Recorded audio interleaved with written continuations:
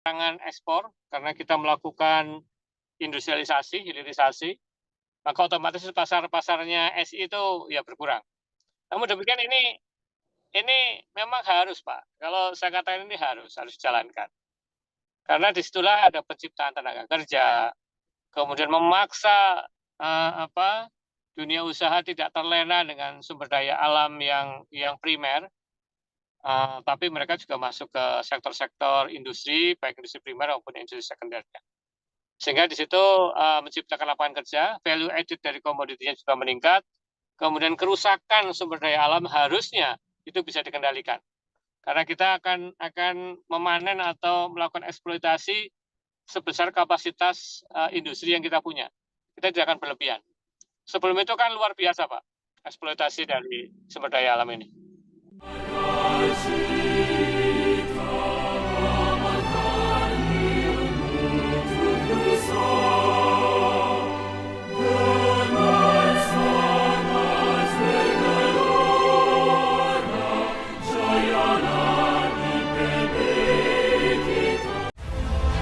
Nama saya Bambang Sadono di kanal Inspirasi untuk Bangsa. Juga pertama kali nulis IPB sebenarnya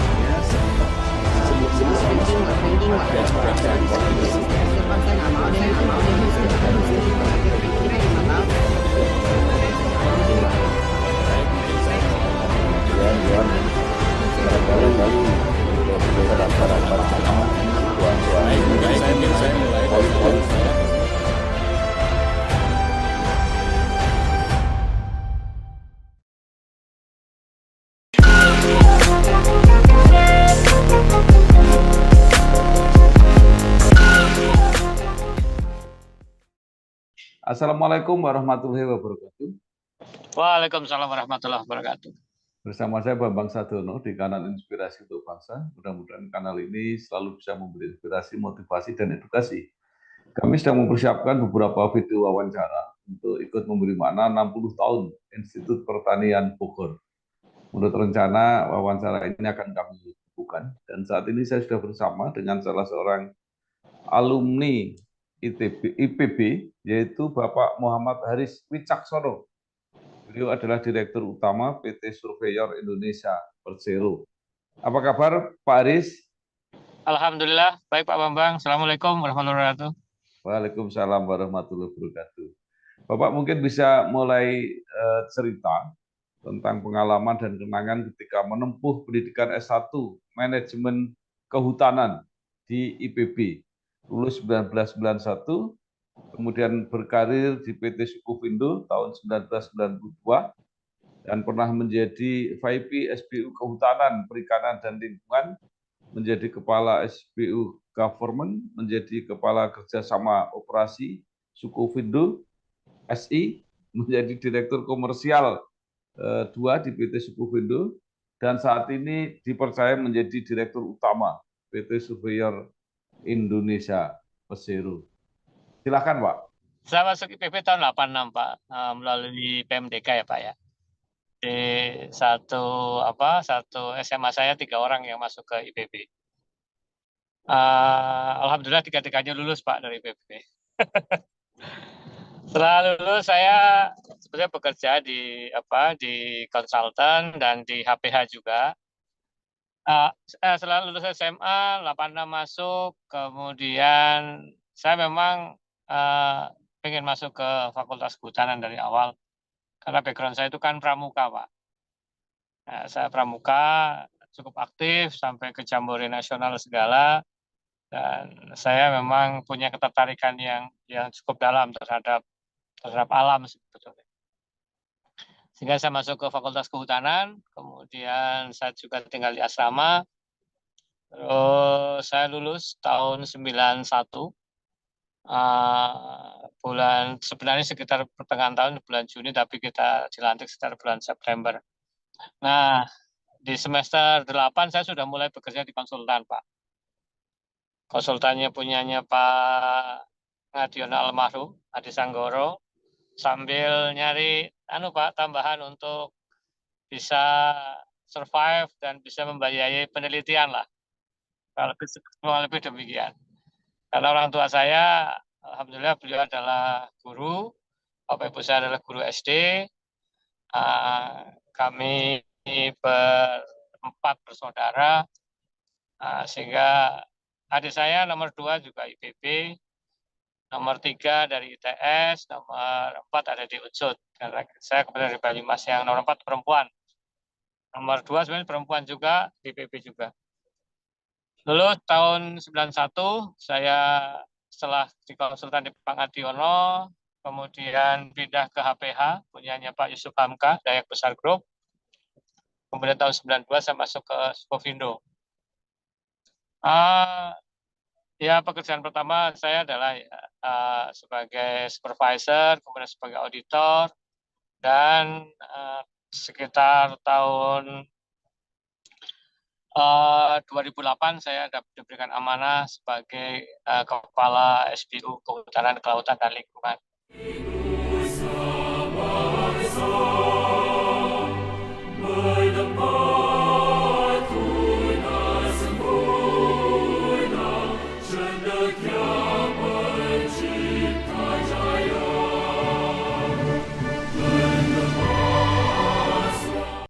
Ini adalah sebenarnya SBU baru sebetulnya, yang sebelumnya ada PMU Kehutanan. PMU Kehutanan itu adalah PMU baru, artinya bisnis baru kehutanan.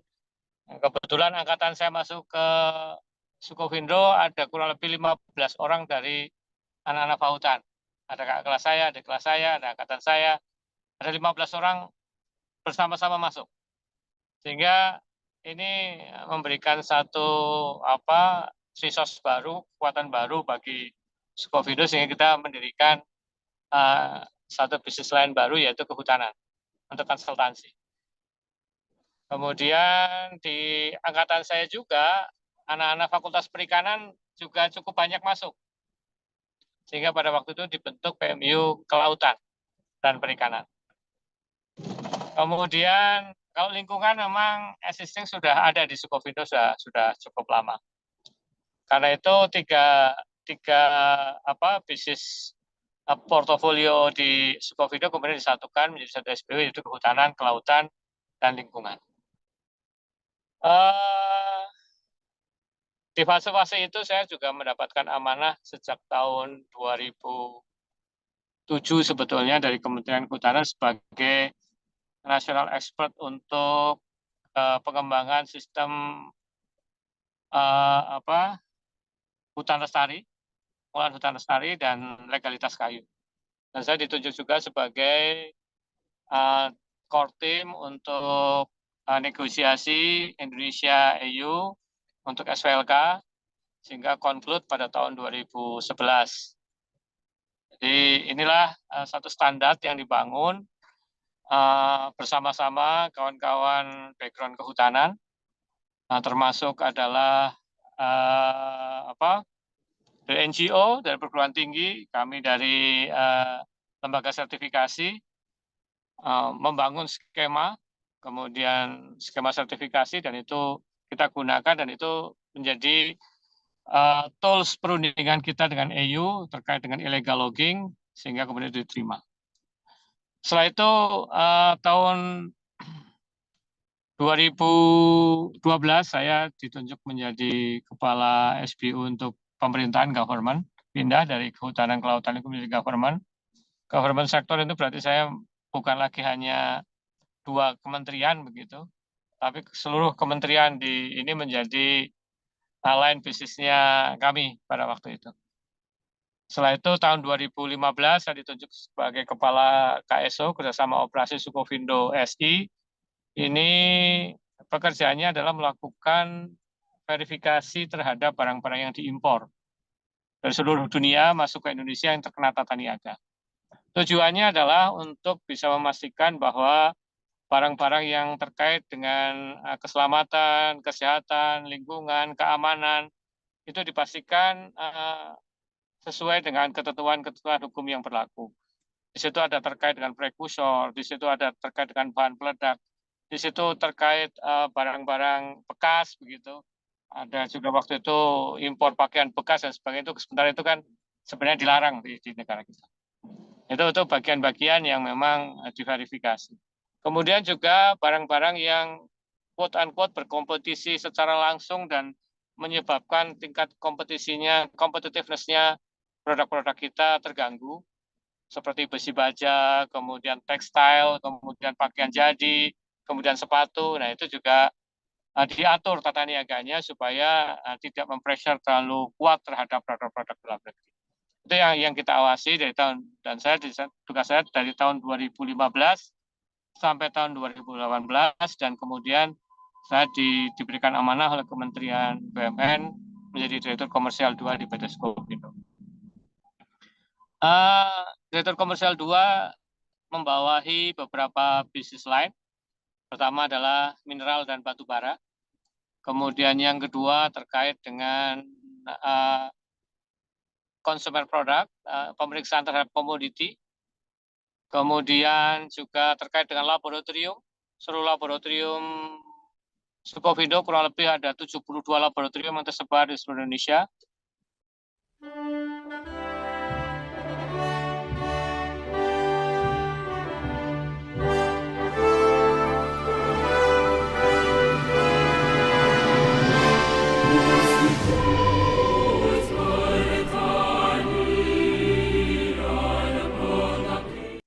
Kemudian juga bisnis-bisnis yang terkait dengan pemerintah, government sector juga menjadi tanggung jawab saya. Tahun 2021 bulan Juli saya dapat amanah baru menjadi Direktur Utama PT Survey Indonesia. Alhamdulillah dapat amanah itu dan cukup bahkan sangat challenging karena pada posisi tugas yang cukup berat. Karena apa? Karena dari sisi kinerja keuangan dia jauh di bawah rata-rata dari BUMN sejenis. Jadi SI itu pada posisi performance keuangannya tidak sebagus Skopindo maupun tidak sebagus Biro Klasifikasi Indonesia. Dan tugas pada kami pada waktu itu adalah untuk diminta untuk meningkatkan kemampuan, memperbaiki kinerja keuangan, kemudian kinerja operasi otomatis, kemudian pertumbuhan harus tetap terjaga tinggi, dan itu yang diamanahkan pada kita sejak tahun Juli 2021 sampai sekarang. Demikian, Pak. Mungkin supaya lebih melengkapi ya penjelasan itu, apa bedanya antara Skopindo dengan Superior Indonesia ini, dan untuk SI ini apa saja luasan bidang yang dilayani? Iya, sebetulnya kalau bicara asbabun nuzulnya ya Pak ya, Surveyor itu pertama kali ya Skopindo. Skopindo kurang lebih 68 tahun yang lalu. Itu ada karena adanya kebijakan Pakto, kaitannya salah satunya kayak bea cukai, pengawasan barang ekspor impor yang pada waktu itu terjadi dwelling time, terjadi kongesti di pelabuhan, carut-marut tidak karuan. Kemudian pemerintah menunjuk SGS, dan SGS kemudian bersama-sama dengan pemerintah membentuk PT Skopindo, Superintending Company of Indonesia. Tugasnya melakukan pemeriksaan barang-barang di dalam negeri yang akan diekspor dan pemeriksaan barang dari luar negeri yang masuk ke dalam.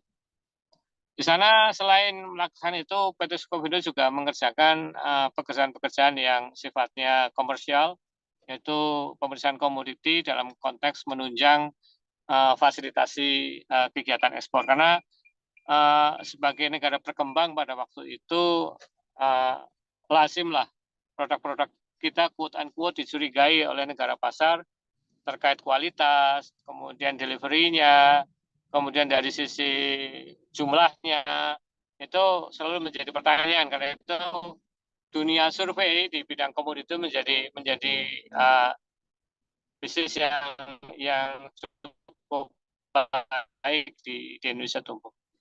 Pertama itu yang menjadi baseline-nya Skopindo. Kemudian SI tahun 91 ditugaskan, kemudian dipecah. Tadinya Skopindo ekspor dan impor, kemudian Skopindo menangani ekspor saja. Impornya dibentuklah namanya Survey Indonesia untuk mengawasi pemeriksaan barang masuk ke Indonesia. Tahun 91, kemudian kurang lebih tahun 96-97 itu penugasan pemeriksaan impor itu diambil alih kembali ke bea cukai. Sehingga kemudian karena seluruh Indonesia pada dasarnya itu kan yang founding fathers-nya adalah ya orang-orang Sukovindo juga pendirinya. Karena itu kemudian bisnisnya berkembang karena sudah tidak menguasai barang impor mirip dengan bisnisnya Sukovindo. Sehingga mostly saat ini bisnisnya Sukovindo dan bisnisnya Asia adalah sama. Cuma masalah senioritasnya ada di Sukovindo. Demikian Pak. Lingkupnya sama, pemeriksaan barang, laboratorium, batu bara, kemudian migas, mineral gitu Pak. Kemudian penugasan-penugasan pemerintah juga ada. Jadi ada prioritas untuk tadi Pak yang kaitannya dengan ekspor impor atau bebas semua? Sekarang Ya. bebas Pak, bebas merdeka Pak. Ya. Nah artinya apa kebutuhan yang sehingga harus diperiksa oleh SI ini Pak? Iya, ini sekarang B2B masih cukup kuat ya Pak, terutama untuk barang-barang tambang, baik mineral maupun batu bara. B2B scheme ini jalan Pak. Jadi antara buyer dan seller, antar shipper dan sebagainya, terkait dengan kuantitas kualitas itu perlu ada pemeriksaan, pengujian laboratorium. Itu menjadi mungkin terbesar revenue stream-nya PTSI mungkin sekitar 60% itu dari sektor migas dan mineral batu bara. Sampai sekarang masih jalan.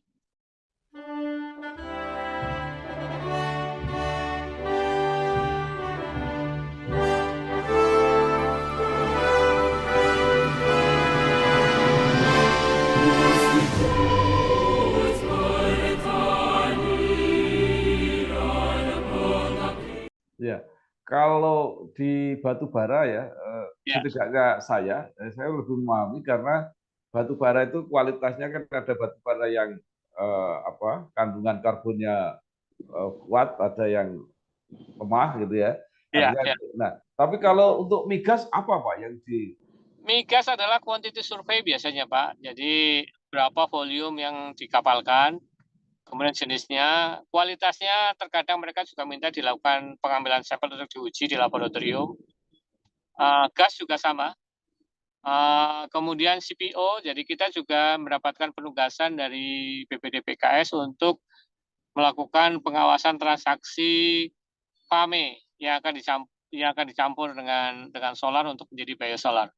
B35 ya Pak, yang terakhir ini B35. Itu dari mulai B20, B30, B35 itu pemeriksaannya ada dilaksanakan oleh kita.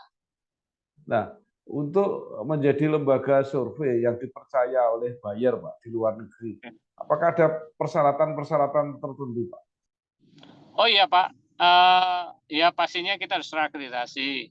Kalau kan ini kan mereka punya asosiasi dunia sehingga akreditasikan itu ya berarti berlaku juga untuk secara dunia. Untuk beberapa komoditi tertentu kita harus terregister menjadi anggotanya. Fosfa misalkan untuk industri migas itu international recognition. Jadi batu bara misalkan kita juga harus terakreditasikan, kemudian terregister di SDM maupun di Kementerian Perdagangan, karena kita menerbitkan dokumen-dokumen yang harus mereka rekognisi. Jadi kita terregister di situ. Namun demikian pengakuan itu otomatis akan muncul dengan sendirinya ketika hasil-hasil yang kita terbitkan itu memenuhi kondisi yang sebenarnya dari barang-barang yang kita periksa. Ya, kalau dilihat dari capaian kinerjanya sampai saat ini, Pak, mungkin bisa digambarkan posisi PT Surveyor Indonesia ini, mungkin dari tingkat pendapatan, profit dan sebagainya itu bisa digambarkan, Pak. Oh ya, jadi kalau indikator keuangan ya, Pak, sesuai RKP ya, alhamdulillah tahun 2022 kita hijau semua. Dari sisi pendapatan anggarannya kurang lebih 1,725, realisasinya 1,42 di atas. Kemudian demikian juga EBITDA-nya kita di atas kemudian rasio labanya kita tercapai, boponya juga kecapai, kemudian cash flow operation-nya kita di atas ekspektasi, di atas RKAP. Ya, alhamdulillah tahun ini kita seluruh indikator-indikator KPI yang ditetapkan oleh Kementerian BUMN bisa kita capai semua di atas dari yang ditetapkan sehingga semuanya hijau. Sehingga kalau kita bicara nilai KPI kurang lebih 107,6 107,8 gitu. Ya, ini kan ekspor barang tambang termasuk juga sawit itu kan luar biasa, Pak, meningkat, terutama juga karena harga juga meningkat, Ya. kuantitas juga meningkat. Apakah itu juga sekaligus menjadi peluang bagi PT SI? Iya Pak, CPO ini kan memang ada secara B2B, itu mensyaratkan adanya verifikasi pihak ketiga surveyor. Namun tidak semuanya. Ketika CPO ini sebetulnya antara penjual dengan pembeli di luar itu masih terikat dalam hubungan kepemilikan quote unquote, biasanya juga mereka percaya terhadap report yang dikeluarkan oleh penjual dari pabrikannya. Ini juga bagian dari bisnis yang kita jalankan saat ini, yaitu memberikan CPO baik untuk ekspor maupun ya tadi Pak yang kaitannya dengan untuk B35, yaitu FAME-nya, itu yang kita periksa. Jadi di sana ada pemeriksaan quantity dan juga ada pemeriksaan quality. Kita lengkapi laboratorium kita dengan laboratorium CPO.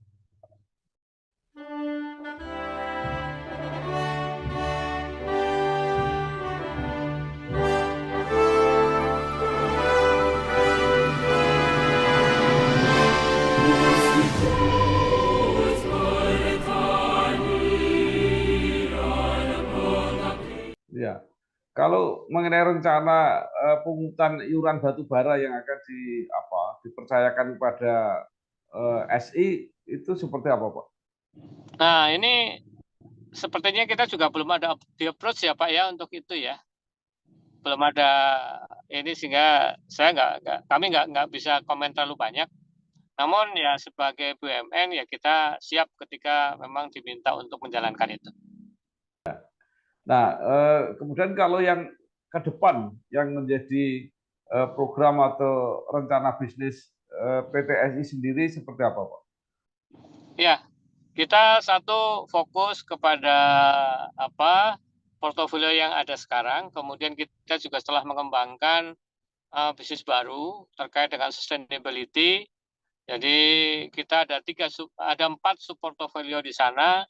Pertama adalah rating SDGs. Jadi kita sudah mengembangkan indikator-indikator, kemudian metodologi yang kemudian sudah melewati uji kesahihan dari Bappenas. Dan tahun lalu, tahun 2022, kita sudah melakukan rating untuk pemerintah kota di Indonesia. Ada 98 pemerintah kota. Ini voluntary, Pak.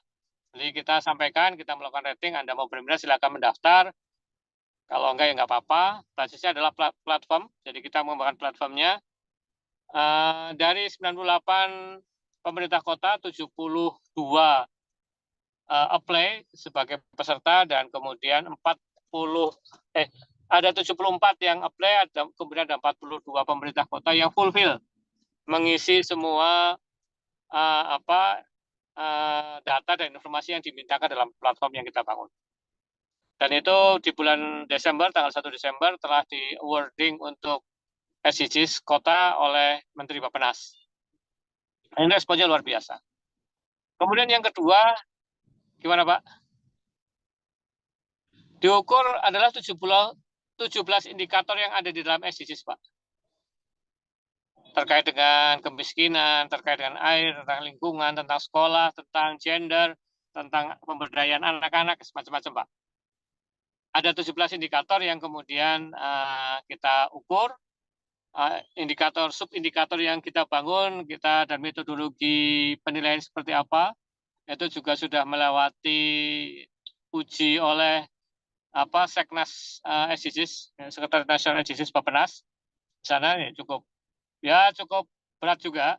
Sampai kemudian kita juga sudah mendapat endorse dari GRI, lembaga rating dunia internasional, bahwa metodologi yang digunakan sahih untuk bisa melakukan rating terhadap pemerintah kota. Yang kedua, kita juga kembangkan ESG report.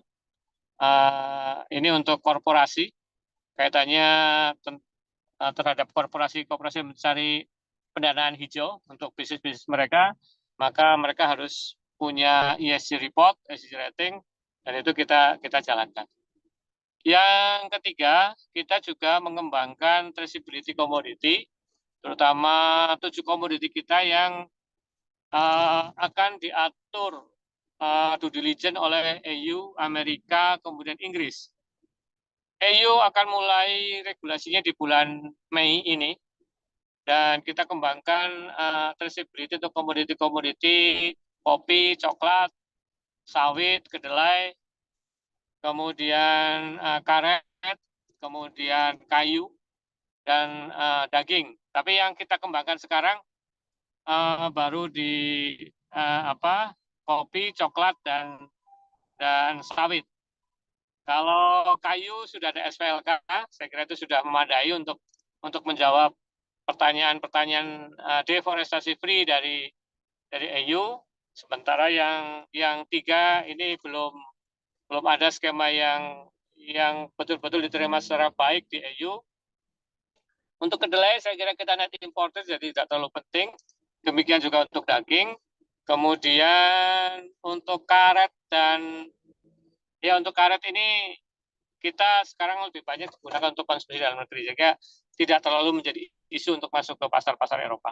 Lebih demikian, Pak.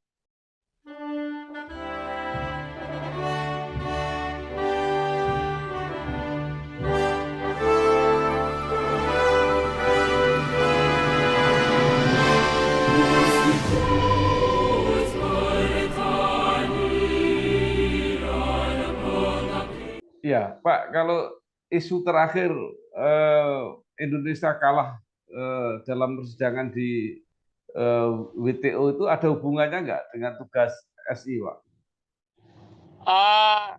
Yang kaitannya dengan ini ya Pak, nikel dan sebagainya ya. Ya saya kira itu biasa Pak dalam international trade dan di WTO, kalah menang terkait dengan regulasi keluar masuk barang ya Pak.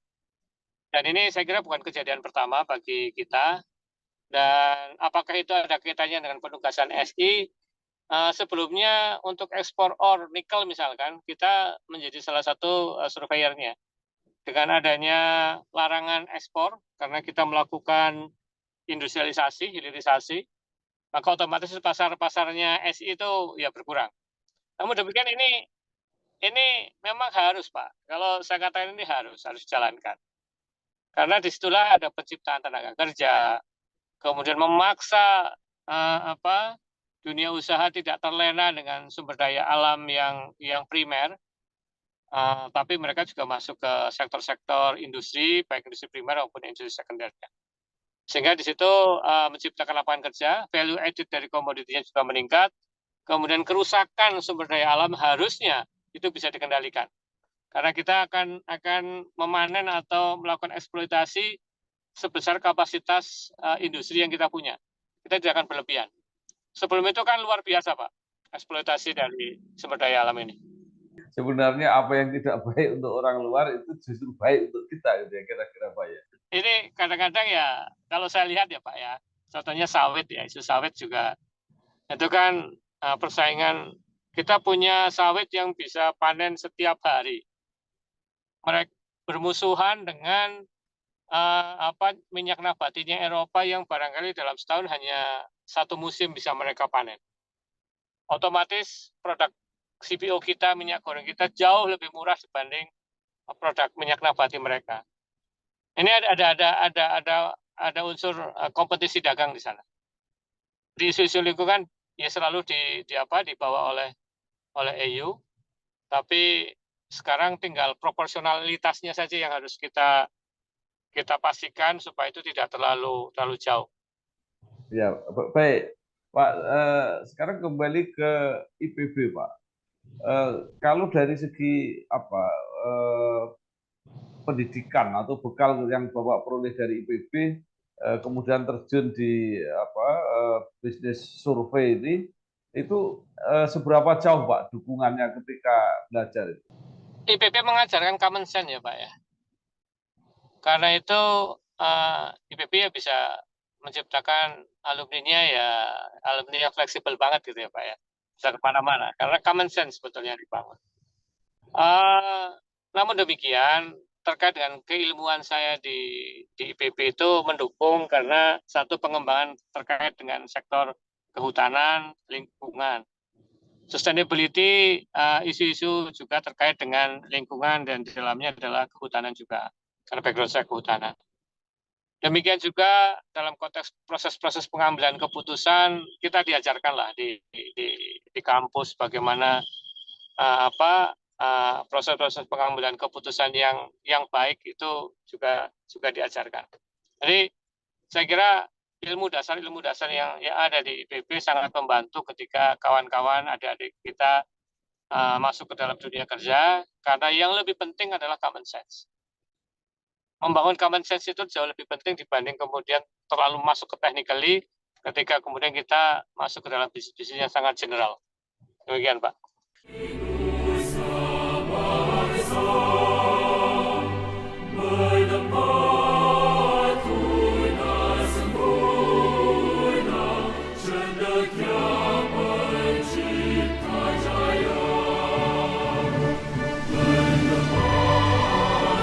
Ya, baik. Nah, terakhir Pak, mungkin Bapak punya saran atau harapan ya, lihat tren ke depan ini, apa yang bisa disarankan untuk institusi ITB dan para mereka yang masih belajar di sana, supaya mereka nanti juga benar-benar bisa siap menghadapi tantangan di depan.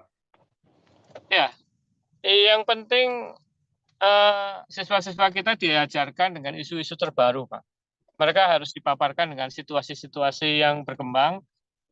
Ya mohon izin, saya ketika belajar di Fakultas Kehutanan itu, saya di asrama Pak, ketika buka lemari yang ada di asrama itu, ya buku-buku kelas saya ada, ya mungkin sekitar 10-12 tahun di atas saya, angkatan 23 gitu Pak, jadi angkatan belasan itu ada, dan ketika saya kuliah, persis masih sama bunyinya. Pertanyaannya, apakah ilmu pengetahuan kita tidak berkembang selama 10 tahun? Nah, ini yang harus bisa dijawab oleh tenaga pendidik kita untuk bisa memastikan adik-adik kelas kita ini mereka aware terhadap isu-isu yang berkembang. Terima kasih sekali Bapak Muhammad Haris Wicaksono, Direktur Utama PT Surveyor Indonesia Persero.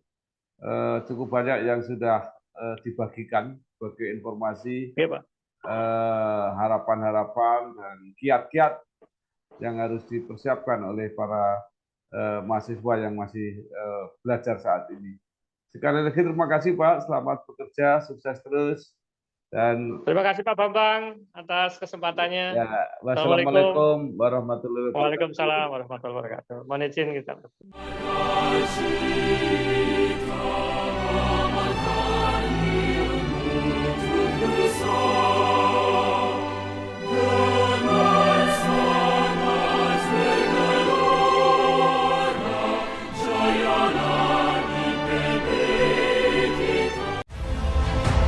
Saya Bambang Satrono di kanal Inspirasi untuk Bangsa. Ini juga pertama kali lulus IPB sebenarnya